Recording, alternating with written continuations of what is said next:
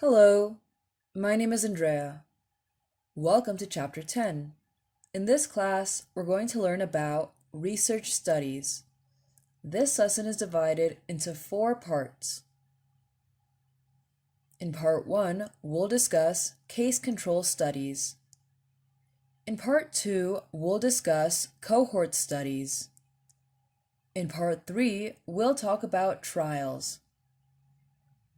Finally, in Part 4, we'll mention variables. Let's get started. First, we'll see Part 1, Case Control Studies.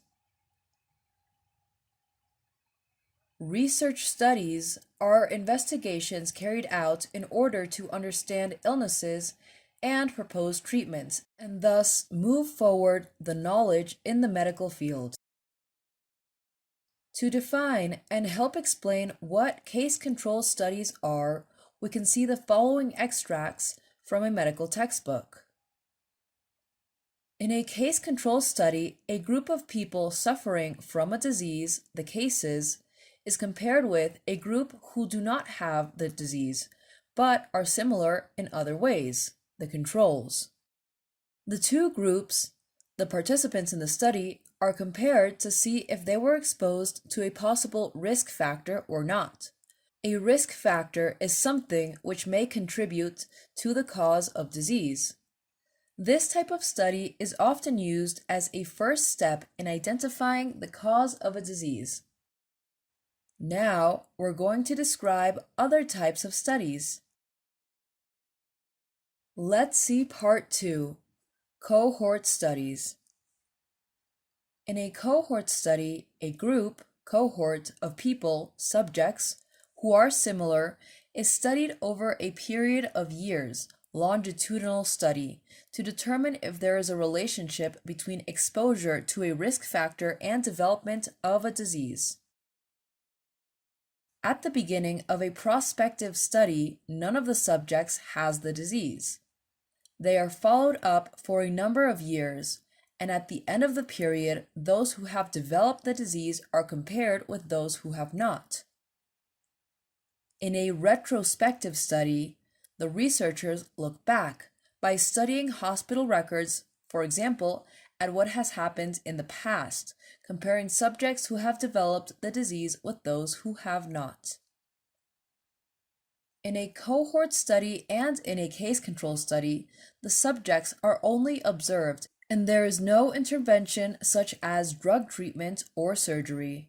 A cohort study is a more reliable method of identifying the cause of disease than a case control study, but for proof of cause, a trial is needed. Let's move on to Part 3, Trials. In a trial, a group of people who are suffering from a disease are given a particular treatment. To determine the effectiveness of the treatment, a controlled trial is performed. 2 groups are studied. One group, the study group, is given the treatment, and the other, the control group, is not. The controls may be given a placebo, something which seems to be identical to the treatment, but which has no effect.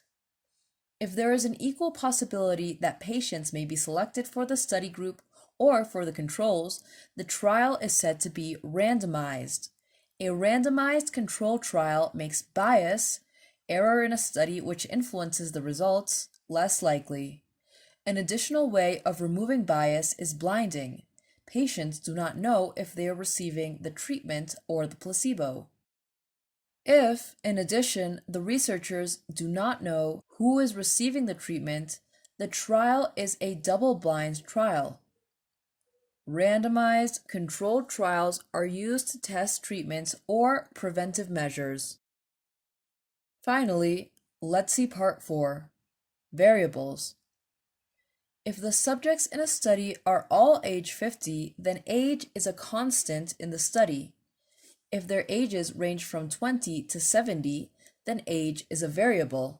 A confounding variable is any variable which is associated with both disease and the risk factor being studied. for example, smoking in the case of cooks and lung cancer discussed in Lesson 44.